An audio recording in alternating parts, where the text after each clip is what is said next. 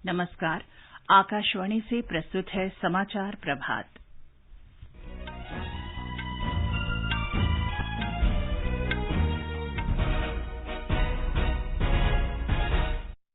प्रधानमंत्री नरेंद्र मोदी नमामि गंगे मिशन के अंतर्गत आज उत्तराखंड में 6 बड़ी परियोजनाओं का प्रारंभ करेंगे। भारत और डेनमार्क जलवायु परिवर्तन की वैश्विक चुनौतियों से निपटने और हरित ऊर्जा समाधान के लिए मिलकर काम करेंगे। रक्षा खरीद परिषद ने 2,290 करोड़ रुपए के रक्षा उपकरणों की खरीद की मंजूरी दी। देश में कोविड संक्रमण से मुक्त होने की दर बढ़कर 82.58% हुई और आईपीएल क्रिकेट में आज अबुधाबी में दिल्ली कैपिटल्स का मुकाबला सनराइजर्स हैदराबाद से होगा।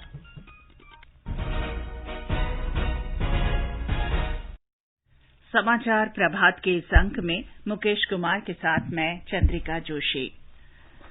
महात्मा गांधी की 150वीं जयंती के उपलक्ष्य में विशेष श्रृंखला में हम बुलेटिन की शुरुआत बापू की बात से कर रहे हैं। महात्मा गांधी ने कहा था कि कठिनाइयों के दौर में भी हमें दूसरों के हित की बात सोचनी चाहिए और उनकी मदद का प्रयास करना चाहिए।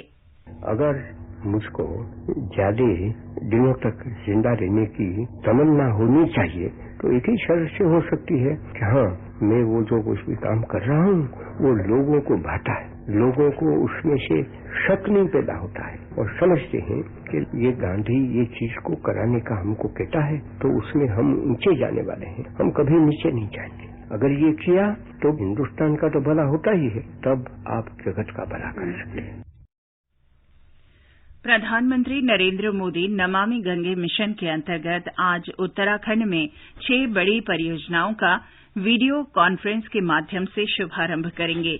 इन परियोजनाओं में जगजीतपुर में 6 करोड़ 80 लाख लीटर प्रतिदिन क्षमता के जलमल उपचार संयंत्र का निर्माण और 2 करोड़ 70 लाख लीटर दैनिक क्षमता के मौजूदा संयंत्र में सुधार तथा सराई हरिद्वार में 1 करोड़ 80 लाख लीटर दैनिक क्षमता के जलमल उपचार संयंत्र का निर्माण शामिल है। जगजीतपुर परियोजना सार्वजनिक निजी भागीदारी के हाइब्रिड एन्युटी मोड से तैयार पहली जलमल उपचार परियोजना है। हाइब्रिड एन्युटी मोड में केंद्र सरकार आरंभ में एक निश्चित राशि का भुगतान करती है और बाद में ये राशि परिवर्तित होती है। श्री मोदी ऋषिकेश के लक्कड़ घाट में 2 करोड़ 60 लाख लीटर दैनिक क्षमता के जलमल उपचार संयंत्र का भी उद्घाटन करेंगे। गंगा नदी में प्रवाहित किए जाने वाले गंदे पानी का लगभग 80% हरिद्वार ऋषिकेश क्षेत्र से आता है। इन संयंत्रों से गंगा नदी की स्वच्छता में महत्वपूर्ण योगदान होगा। मुनि की रेती में 75 लाख लीटर दैनिक क्षमता का संयंत्र देश का पहला 4 मंजिला उपचार संयंत्र होगा। इसमें सीमित भूमि उपलब्धता को एक अवसर में बदला गया है। प्रधानमंत्री चोरपानी में 50 लाख लीटर क्षमता के संयंत्र तथा बद्रीनाथ में भी 2 छोटे संयंत्रों का उद्घाटन करेंगे। इन संयंत्रों को मिलाकर उत्तराखंड में गंगा नदी के किनारे बसे 17 शहरों के प्रदूषण से निपटने के लिए कुल 30 परियोजनाएं पूरी हो जाएंगी। ये एक ऐतिहासिक उपलब्धि है। प्रधानमंत्री गंगा को समर्पित पहले संग्रहालय गंगा अवलोकन का भी उद्घाटन करेंगे। ये संग्रहालय हरिद्वार के चंडीघाट में स्थित है। इस अवसर पर राष्ट्रीय स्वच्छ गंगा मिशन और भारतीय वन्य जीव संस्थान से गंगा नदी पर संयुक्त रूप से प्रकाशित एक पुस्तक का भी विमोचन किया जाएगा। इसमें गंगा की संस्कृति और जैव विविधता के बीच तालमेल दर्शाया गया है। प्रधानमंत्री जल जीवन मिशन के लोगो तथा इस मिशन के अंतर्गत ग्राम पंचायतों और पानी समितियों के लिए मार्गदर्शिका का भी अनावरण करेंगे। प्रधानमंत्री नरेंद्र मोदी और डेनमार्क की प्रधानमंत्री मैट्टे फ्रेडरिक्सन के बीच कल वर्चुअल द्विपक्षीय शिखर बैठक हुई। बैठक के आरंभ में श्री मोदी ने कहा कि ये न केवल भारत डेनमार्क संबंधों के लिए उपयोगी सिद्ध होगी बल्कि इससे वैश्विक चुनौतियों से निपटने के लिए साझा दृष्टिकोण विकसित करने में भी मदद मिलेगी। उन्होंने कहा कि कुछ महीने पहले दोनों देशों ने कई मंचों पर सहयोग बढ़ाने के बारे में व्यापक चर्चा की थी। दोनों देशों ने जलवायु परिवर्तन की वैश्विक चुनौतियों से निपटने और हरित ऊर्जा समाधान के लिए मिलकर काम करने की अपनी प्रतिबद्धता को दोहराया। श्री मोदी ने कहा कि वैक्सीन तैयार करने में समान दृष्टिकोण वाले देशों के सहयोग से कोविड महामारी से निपटने में मदद मिलेगी। कोविड-19 ने दिखाया है कि ग्लोबल सप्लाई चेन्स का किसी भी सिंगल सोर्स पर अत्यधिक निर्भर होना कितना रिस्की होता है। हम जापान और ऑस्ट्रेलिया के साथ मिलकर सप्लाई चेन को डाइवर्सिफाई करना और रेजिलियंस के लिए काम कर रहे हैं। अन्य लाइक माइंडेड देश भी इस प्रयत्न में जुड़ सकते हैं। प्रधानमंत्री मोदी ने कहा कि महामारी के दौरान भारत की औषधि निर्माण क्षमता पूरी दुनिया के लिए उपयोगी साबित हुई है। पिछले कई महीनों की घटनाओं ने यह स्पष्ट कर दिया है कि हमारे जैसे लाइक माइंडेड देशों का जो एक रूल्स बेस्ड, ट्रांसपेरेंट, ह्यूमैनिटेरियन और डेमोक्रेटिक वैल्यू सिस्टम शेयर करते हैं, साथ मिलकर काम करना कितना आवश्यक है। वैक्सीन डेवलपमेंट में भी लाइक माइंडेड कंट्रीज के बीच कोलैबोरेशन से इस पैंडेमिक से निपटने में मदद मिलेगी। इस महामारी के दौरान भारत की फार्मा उत्पादन क्षमताएं पूरे विश्व के लिए उपयोगी रही है। हम यही प्रयास वैक्सीन के क्षेत्र में भी कर रहे हैं। हमारे आत्मनिर्भर भारत अभियान का भी यही प्रयास है कि प्रमुख आर्थिक क्षेत्रों में भारत की क्षमताएं बढ़े और वे विश्व के भी काम आए। प्रधानमंत्री ने कहा कि डेनमार्क 2009 से ही वाइब्रेंट गुजरात सम्मेलन में निरंतर भागीदारी करता रहा है। उन्होंने कहा कि भारत में काम कर रही कंपनियों को विनियामक और कराधान सुधारों से लाभ होगा। डेनमार्क की प्रधानमंत्री मैट्टे फ्रेडरिक्सन ने कहा कि ये शिखर बैठक द्विपक्षीय संबंधों और हरित साझेदारी पर समझौते की दिशा में डेनमार्क के लिए मील का पत्थर साबित होगी। रक्षा खरीद परिषद ने सेना द्वारा करीब 22 अरब 90 करोड़ रुपए के विभिन्न उपकरणों और हथियारों की खरीद प्रस्तावों को मंजूरी दे दी है। रक्षा मंत्री राजनाथ सिंह की अध्यक्षता में कल परिषद की बैठक में ये स्वीकृति दी गई। भारतीय कंपनियों से खरीद की श्रेणी के तहत रिसीवर सेट और smart anti air field weapon खरीदने की स्वीकृति दी गई। इस खरीद पर लगभग 5 अरब 40 करोड़ रुपए खर्च होंगे। सेना की अग्रिम इकाई को मजबूत बनाने के लिए असॉल्ट राइफलें खरीदने के प्रस्ताव को मंजूरी दी गई। इनकी खरीद पर लगभग 7 अरब 80 करोड़ रुपए खर्च होंगे। रक्षा मंत्री राजनाथ सिंह ने कल नई दिल्ली में वीडियो कॉन्फ्रेंसिंग से भारतीय सैन्य अकादमी देहरादून में भूमिगत मार्गों के निर्माण की आधारशिला रखी। इस अवसर पर रक्षा मंत्री ने कहा कि आश्चर्य की बात है कि इन भूमिगत मार्गों के निर्माण की मंजूरी मिलने में 40 वर्ष लग गए। इन भूमिगत मार्गों से अकादमी के तीनों परिसरों के बीच निर्बाध आवागमन की सुविधा मिलेगी। अभी एक परिसर से दूसरे परिसर में आने जाने के लिए यातायात सिग्नल के कारण प्रशिक्षु कैडेटों को काफी परेशानी होती है। रक्षा मंत्री ने कहा कि अकादमी के कैडेटों की आवाजाही के दौरान स्थानीय जनता को भी बाधा होती है। राष्ट्रीय अन्वेषण अभिकरण एनआईए की 3 और शाखाएं इम्फाल, चेन्नई और रांची में खुलेंगी। केंद्रीय गृह मंत्रालय ने अभिकरण की 3 नई शाखाओं को स्वीकृति दे दी है। नई शाखाएं खुलने से आतंकरोधी जांच एजेंसी एनआईए को संबंधित राज्यों में किसी आपात स्थिति से तुरंत निपटने में सुविधा मिलेगी। इस निर्णय से आतंकवाद से संबंधित मामलों और राष्ट्रीय सुरक्षा से जुड़े मुद्दों की जांच में एनआईए की क्षमता मजबूत होगी। अभी एनआईए के दिल्ली स्थित मुख्यालय के अलावा 9 शाखा कार्यालय हैं। लद्दाख स्वायत्त पर्वतीय विकास परिषद द्वारा चुनाव का बहिष्कार करने का फैसला वापस लिए जाने के बाद केंद्रीय गृह राज्य मंत्री जी किशन रेड्डी ने कल लेह का दौरा किया। परिषद के साथ संयुक्त संवाददाता सम्मेलन में उन्होंने लद्दाख के प्रमुख नेताओं तक संवैधानिक अधिकारों और विकास योजनाओं की सुरक्षा का गृहमंत्री अमित शाह का आश्वासन पहुंचाया। श्री किशन रेड्डी ने लोगों से लोकतांत्रिक प्रक्रिया मजबूत करने के लिए चुनाव में भाग लेने की अपील की। गृह राज्य मंत्री ने परिषद के सभी सदस्यों के साथ भी बैठक की। उन्होंने कहा कि केंद्र शासित प्रदेश के लोगों का हित मोदी सरकार की प्राथमिकता है। श्री रेड्डी ने कहा कि जल्द ही लद्दाख के लिए विकास पैकेज घोषित किया जाएगा। जो आप लोग मांग रहे उससे ज्यादा विकास हम लद्दाख में करना चाहते हैं। हमारा ऊपर मोदी जी के ऊपर विश्वास रखिए।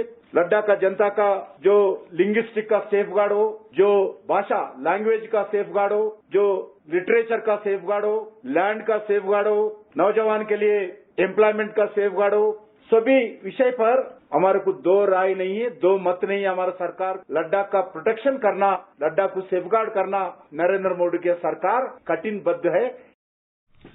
पर्वतीय परिषद के नेता और पूर्व सांसद टी छेवांग ने कहा कि गृहमंत्री अमित शाह के साथ शनिवार को हुई वार्ता सार्थक रही और इससे लद्दाख की मांगें पूरी होने का भरोसा जगा है।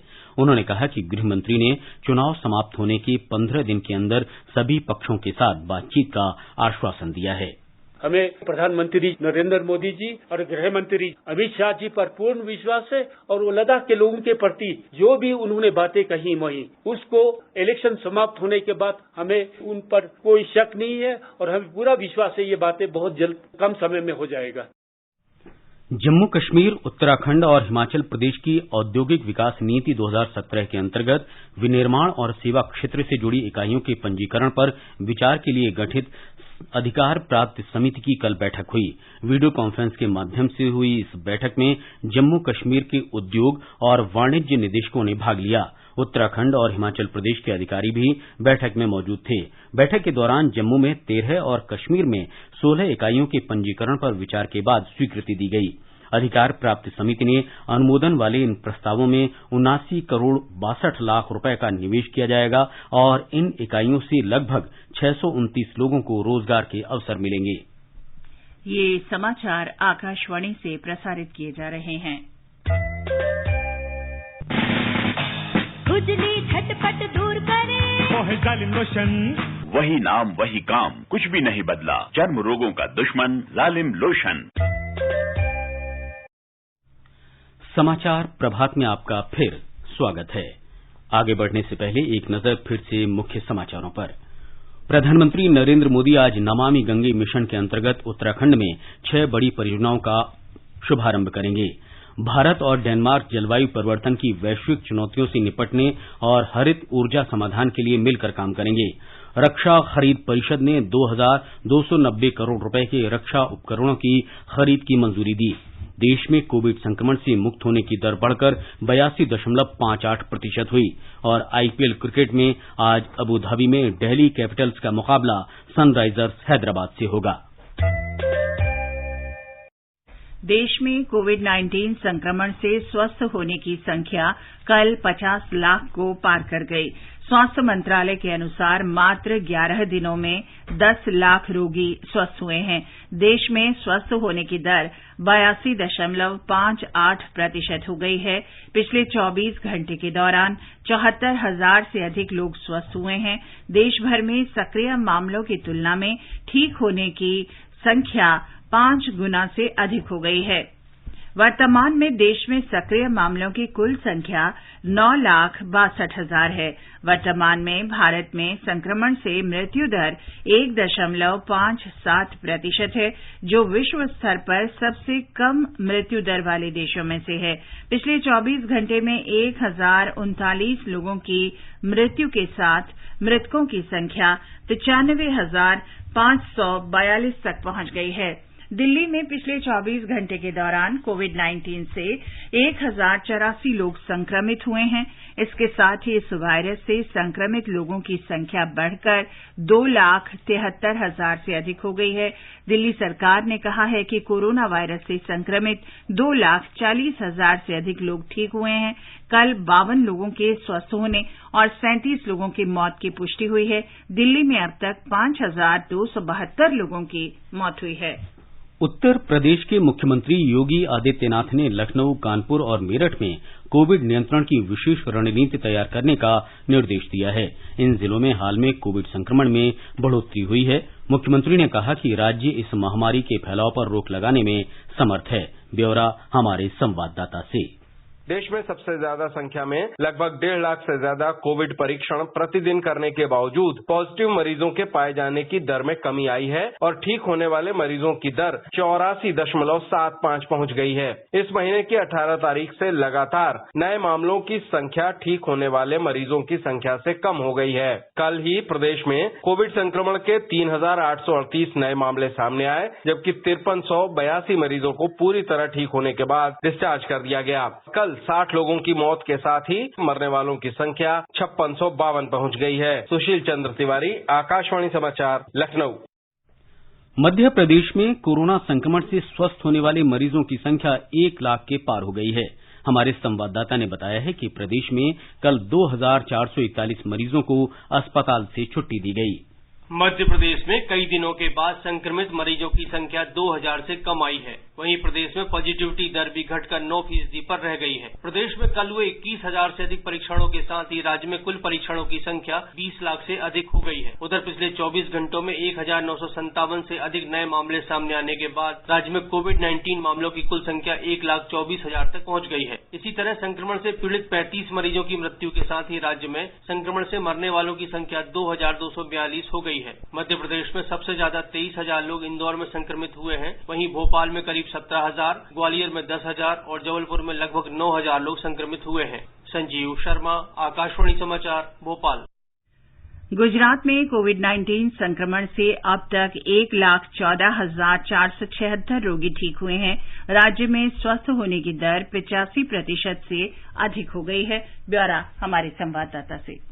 गुजरात में अब तक संक्रमण के 1,34,631 मामले पाए जा चुके हैं। कल 1,336 मरीजों को ठीक होने के साथ अस्पतालों से छुट्टी दी गई। कुल 42,93,000 से अधिक लोगों का कोविड-19 के लिए परीक्षण किया जा चुका है। इसमें से 61,316 परीक्षण कल एक ही दिन में किए गए। राज्य में सबसे अधिक 299 नए मामले कल सूरत में दर्ज हुए। इस वक्त 16,716 सक्रिय मामले हैं, जिसमें से 91 मरीज वेंटिलेटर पर है। कल 12 मरीजों की मृत्यु के साथ कोविड-19 से जान गंवाने वाले मरीजों की संख्या 3,431 हो चुकी है। इस बीच अहमदाबाद नगर निगम ने संक्रमण के नए मामले सामने आने के बाद 9 नए क्षेत्रों को माइक्रो कंटेनमेंट जोन में शामिल किया है। संक्रमण को फैलने से रोकने के लिए अहमदाबाद के 27 क्षेत्रों में रात को 10 बजे के बाद संपूर्ण बंदी लगाई गई है, जिसके दौरान सिर्फ दवाई की दुकानें खुली रहेगी। योगेश पंड्या, आकाशवाणी समाचार, अहमदाबाद। महाराष्ट्र में राज्य सरकार पिछले 6 महीने से कोविड-19 के कारण बंद होटलों और रेस्तरां को खोलने का निर्णय शीघ्र ले सकती है। पश्चिम भारत के होटल और रेस्तरां संघ ने मुख्यमंत्री उद्धव ठाकरे से लाइसेंस फीस माफ करने का अनुरोध किया है।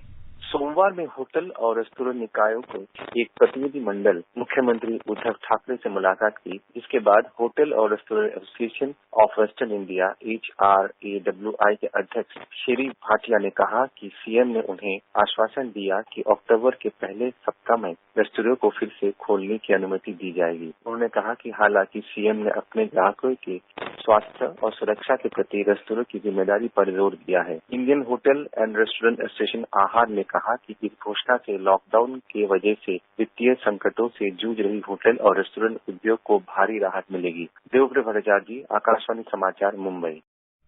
जम्मू कश्मीर में कल 824 लोगों में कोविड-19 संक्रमण की पुष्टि हुई है। इसके साथ ही वायरस से संक्रमित होने वाले लोगों की संख्या 73,074 हो गई है। 14 लोगों की मृत्यु हुई है। इसके साथ केंद्र शासित प्रदेश में मरने वालों की संख्या बढ़कर 1,146 हो गई है। कल कोविड-19 संक्रमण से 1,408 लोग ठीक हुए हैं। अब तक स्वस्थ होने वालों की संख्या 54,267 हो गई है। केंद्र शासित प्रदेश में स्वस्थ होने की दर 74.32% हो गई है। तमिलनाडु में कोविड-19 संक्रमण के मामलों की संख्या 5,80,000 से ज्यादा हो गई है। हालांकि 5,30,000 लोग इस महामारी के उपचार के बाद ठीक हो चुके हैं। इस बीच राज्य में इंजीनियरिंग में प्रवेश की रैंकिंग सूची जारी कर दी गई है। राज्य के उच्च शिक्षा विभाग ने कल शाम ये सूची जारी की। इस साल प्रवेश के लिए आवेदन जमा करने, पंजीकरण शुल्क देने और प्रमाण पत्रों को अपलोड करने जैसी विभिन्न प्रक्रियाएं ऑनलाइन माध्यम से पूरी की गई हैं। इंजीनियरिंग में दाखिले के लिए लगभग 1,61,000 आवेदन प्राप्त हुए हैं, जिनमें से 1,12,000 सही पाए गए हैं। रैंकिंग में शीर्ष 10 स्थानों पर रहने वालों में से एक छात्र चेन्नई, मदुरई और कोयम्बटूर से हैं। बाकी सभी छोटे कस्बों और दूर दराज के गांवों से हैं। चेन्नई से जयसिंह की रिपोर्ट के साथ समाचार कक्ष से श्रीराम शर्मा। कर्नाटक में कल कोविड-19 से 6,892 लोग संक्रमित हुए। इसके साथ ही राज्य में संक्रमित लोगों की संख्या बढ़कर 5,82,458 हो गई है। दूसरी तरफ इस दौरान 7,509 रोगियों को स्वस्थ होने के बाद विभिन्न अस्पतालों से छुट्टी दे दी गई। इसके साथ ही स्वस्थ होने वालों की संख्या 4,69,750 हो गई है। राज्य में स्वस्थ होने की दर 80.65% है। मिजोरम में पिछले 24 घंटे के दौरान कोविड से 50 लोग संक्रमित हुए हैं।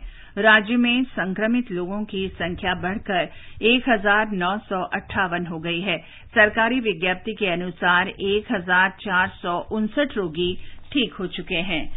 नई दिल्ली के लेडी हार्डिंग मेडिकल कॉलेज में स्नायु तंत्र विशेषज्ञ डॉक्टर राजेंद्र के धमीजा ने आकाशवाणी के साथ एक परिचर्चा में मास्क पहनने से जुड़ी भ्रांतियों के संबंध में बातचीत की। उन्होंने कहा कि कोविड-19 संक्रमण से बचने के लिए मास्क पहनना एक बेहतर सामाजिक वैक्सीन है। मास्क पहनने से एक तो एक्सरसाइज के टाइम पे डिस्कम्फर्ट हो सकता है, और दूसरा जब स्वेटिंग होती है मास्क पहनते हुए, एक्सरसाइज करते हुए, तो वो स्वेटिंग जो है वो बैक्टीरियल ग्रोथ को प्रमोट कर सकती है। एक्सरसाइज करते हुए मास्क पहनना बहुत जरूरी नहीं है, लेकिन फिजिकल डिस्टेंसिंग रखना बहुत जरूरी है। अगर आप एक्सरसाइज करते हुए, चाहे वो आप ओपन पार्क में करें तो बहुत अच्छा है, और जो दूरी है दूसरों से वो बनाए रखें, कम से कम 2 मीटर की दूरी। आज विश्व हृदय दिवस है। इसके आयोजन का उद्देश्य हृदय रोगों और संबंधित समस्याओं के प्रति लोगों को जागरूक बनाना है। विश्व हृदय परिसंघ ने वर्ष 2000 में इस दिवस की शुरुआत की थी। तब से हृदय रोगों की रोकथाम के प्रयास और जीवन शैली में बदलाव के आह्वान के साथ 29 सितंबर को विश्व हृदय दिवस मनाया जा रहा है।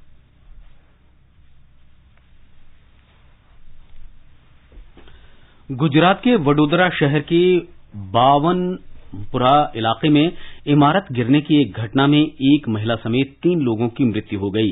सूत्रों के अनुसार 3 मंजिला ये इमारत 3 दशक पुरानी थी और इसमें मरम्मत का कार्य चल रहा था। इमारत के पास खड़े कई वाहन भी क्षतिग्रस्त हो गए हैं। दमकल और आपात सेवा कर्मियों ने घटनास्थल पर पहुंचकर बचाव कार्य शुरू किया। कई लोगों के मलबे में दबे होने की आशंका है। 2 घायल व्यक्तियों को शहर के एक अस्पताल में भर्ती कराया गया है। पाकिस्तान सेना ने फिर से संघर्ष विराम का उल्लंघन करते हुए आज तड़के पुंछ जिले के मनकोट सेक्टर में नियंत्रण रेखा के पास अकारण छोटे हथियारों से गोलाबारी की और भारी मोर्टार से गोले दागे। रक्षा मंत्रालय के जनसंपर्क अधिकारी कर्नल देवेंद्र आनंद ने बताया कि पाकिस्तानी सैनिकों ने आज तड़के 4:30 बजे ये कार्रवाई की। सीमा पर तैनात भारतीय सेना के चौकस सैनिकों ने पाकिस्तानी हरकत का मुंहतोड़ जवाब दिया। अंतिम समाचार मिलने तक दोनों ओर से गोलीबारी जारी थी। भारत की ओर से किसी प्रकार के जान माल के नुकसान की कोई खबर नहीं है। इस बारे में और ब्यौरे का इंतजार है। इस साल पाकिस्तानी सेना की ओर से केंद्र शासित प्रदेश जम्मू कश्मीर में नियंत्रण रेखा और अंतर्राष्ट्रीय सीमा से लगे जिलों में से 1,847 बार संघर्ष विराम का उल्लंघन किया गया। ओडिशा विधानसभा का वर्षाकालीन सत्र आज शुरू हो रहा है। 7 अक्टूबर तक चलने वाले इस संक्षिप्त अधिवेशन में सदन की कुल 8 बैठकें होंगी। इस दौरान कोविड-19 के प्रबंधन, कृषि विधेयकों और बिजली दरों में बढ़ोतरी के मुद्दे उठाए जा सकते हैं। अधिवेशन के दौरान प्रश्नकाल नहीं होगा। सदन की कार्यसूची में अनेक विधेयकों को सदन में चर्चा के लिए रखा जाना शामिल है।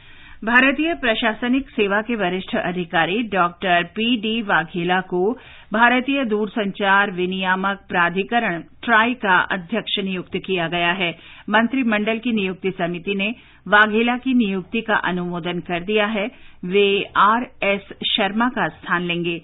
श्री वाघेला का कार्यकाल 3 वर्ष या उनके 65 वर्ष की आयु पूरी करने तक का होगा। 1986 बैच के गुजरात काडर के अधिकारी श्री वाघेला इस समय औषधि विभाग के सचिव हैं। आईपीएल क्रिकेट में आज अबू धाबी में दिल्ली कैपिटल्स का मुकाबला सनराइजर्स हैदराबाद से होगा। दुबई में कल रॉयल चैलेंजर्स बेंगलोर ने सुपर ओवर में मुंबई इंडियंस को हरा दिया।